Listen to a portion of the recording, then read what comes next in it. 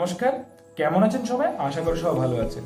Friends, আজকালকার দিনে দাঁড়িয়ে এই থাইরয়েডের সমস্যা কিন্তু খুবই একটি কমন ব্যাপার হয়ে দাঁড়িয়েছে।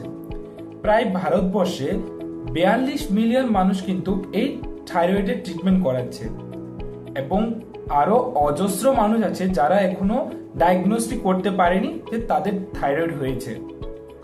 এবং আমাদের একটা মিসকনসেপশনও থেকে থাকে যে থাইরয়েডের সমস্যা শুধুমাত্র মহিলাদের ক্ষেত্রে হয়। এটা একটা পুরোপুরি ভুল ধারণা। ফ্রেন্ডস, একটা রিসার্চের মধ্যে দেখা গিয়েছে প্রত্যেক 10 জন মানুষের মধ্যে 2 জন পুরুষ এবং 8 জন মহিলার কিন্তু এই থাইরয়েডের সমস্যা দেখা যাচ্ছে। এবং আরো একটি মিসকনসেপশন আমাদের থাকে, যেটা হলো যে থাইরয়েড হলেই আমাদের সারা জীবন পর্যন্ত আমাদের থাইরয়েডের মেডিসিন খেতে হবে। এটা একটা পুরোপুরি ভুল ধারণা।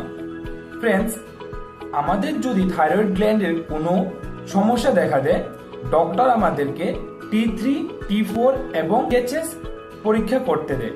THS লেভেল যদি বেশি থাকে তখন আমরা এটাকে ভাবি হাইপারথাইরয়েডিজম এবং কম থাকলে হাইপোথাইরয়েডিজম। ফ্রেন্ডস, এটি একটি পুরোপুরি থাইরয়েডের মধ্যে উল্টো প্রক্রিয়া। যদি আপনার থাইরয়েডের THS লেভেল 0.5 থেকে 4.1 মিলি ইন্টারন্যাশনাল ইউনিট হয়ে থাকে তাহলে আপনার নর্মাল আছে। কিন্তু THS থাইরয়েড স্টিমুলেটিং হরমোন যদি লেভেল নর্মাল রেঞ্জ থেকে কম সিক্রেট করছে তাহলে কিন্তু হাইপারথাইরয়েডিজম 0.5 থেকে 4.1 পর্যন্ত আপনার থাকে। আর যদি THS থাইরয়েড স্টিমুলেটিং হরমোনের লেভেল যদি 0.5 থেকে 1.4 এর কম হয়ে থাকে, এই ক্ষেত্রে কিন্তু এটাকে হাইপারথাইরয়েডিজম ধরা হয়। এবং যদি আপনার থাইরয়েড লেভেল 0.5 থেকে 4.1 এর যদি বেশি হয়ে থাকে তার ক্ষেত্রে কিন্তু এটাকে ধরা হয় হাইপোথাইরয়েডিজম। তার মানে পুরোপুরি একটা উল্টো কনসেপ্ট। তাই এটা অনেকজনে ভুল করে, ভুল মেডিসিন গ্রহণ করে। তাই ফ্রেন্ড, যখনই আপনি থাইরয়েড টেস্ট করবেন তখন মাথায় রাখতে হবে যদি বেশি সংখ্যা হয়ে থাকে, মানে আপনার যদি কাউন্ট বেশি নর্মাল থেকে বেশি আসে তাহলে হাইপোথাইরয়েডিজম, এবং যদি কম এসে থাকে তাহলে এটাকে হাইপারথাইরয়েডিজম কনসিডার করা হয়। এবং আরো একটি মিসকনসেপশন থাকে সবার ক্ষেত্রে যে থাইরয়েডের হলে নাকি আমাদের সয়া ফুড এবং যেমন সয়াবিন, পনির অনেক কিছু আমাদেরকে অ্যাভয়েড করতে হয়। ফুলকপি, বাঁধাকপির মতো সবকিছু আমাদের কিন্তু বন্ধ করতে হয়। পুরোপুরি একটা এটা মিসকনসেপশন। কারণ একটা রিসার্চের মধ্যে দেখা গিয়েছে থাইরয়েড কিন্তু আপনার ডায়েটের উপর তেমন একটা প্রভাব করে না। আপনার যদি ওয়েট হঠাৎ করে যদি বৃদ্ধি পাচ্ছে তাহলে আপনি অতি সত্ত্বেই গিয়ে আপনার THS, T3, T4 একটা থাইরয়েডের টেস্ট করে নেবেন। তাহলে ফ্রেন্ডস বুঝতে পারবেন যে আপনার যে THS level, thyroid stimulating hormone level কি কমছে কি বাড়ছে। তাহলে আপনার সঠিক সময়ে কিন্তু রোগটা নির্ণয় করে আপনার ট্রিটমেন্ট করা যেতে পারে।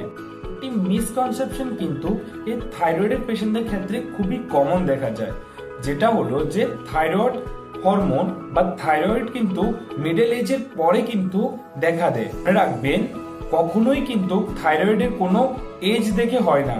বাচ্চা থেকে বড় যে কোনো মানুষেরই কিন্তু এই থাইরয়েডের সমস্যা হতে পারে।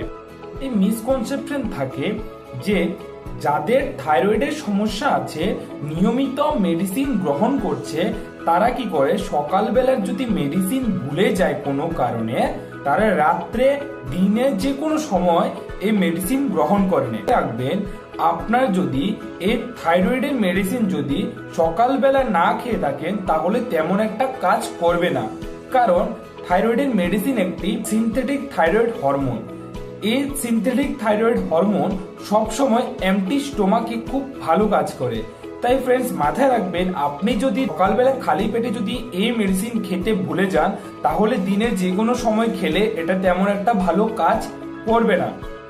কেউ কেউ ভেবে নেয় যখন থাইরয়েডের গ্ল্যান্ড ফুলতে শুরু করে তখন শুরু করে যে থাইরয়েডে হয়তো বা ক্যান্সার হয়ে গেছে। ফ্রেন্ডস, মাথায় রাখবেন, থাইরয়েডের আল্ট্রাসোনোগ্রাফি করলে আপনি ক্লিয়ার হতে পারবেন যে আপনার থাইরয়েড গ্ল্যান্ডে কি নোডিউলস আছে না কি গয়টার আছে। কারণ থাইরয়েডের মধ্যে নোডিউলস এবং গয়টার দোনোটাই থাকা খুবই কমন একটা ব্যাপার। মিসকনসেপশন আমরা মাথায় রাখবেন সবসময়, কখনো থাইরয়েড ক্যান্সার মারাত্মক হয় না। থাইরয়েড ক্যান্সার খুব তাড়াতাড়ি ট্রিট করা যায় বা অপারেশন করেও কিন্তু এই থাইরয়েড গ্ল্যান্ড রিমুভ করলেও কিন্তু এই সমস্যা থেকে দূর হয়ে যায়। তাই ফ্রেন্ডস, আপনি নিজে না ভেবে ডক্টরের পরামর্শ নেন এবং ঠিক ট্রিটমেন্ট শুরু করুন। আশা করে আমার এই ভিডিওটি আপনার ভালো লেগেছে। যদি ভালো লেগে থাকে তাহলে প্লিজ আমার চ্যানেলটিকে সাবস্ক্রাইব করে দেবেন, লাইক করে দেবেন এবং আরো এমন হেলথ রিলেটেড ভিডিও পাওয়ার জন্য প্লিজ আমার ভিডিওটিকে শেয়ার করে দেবেন। নমস্কার।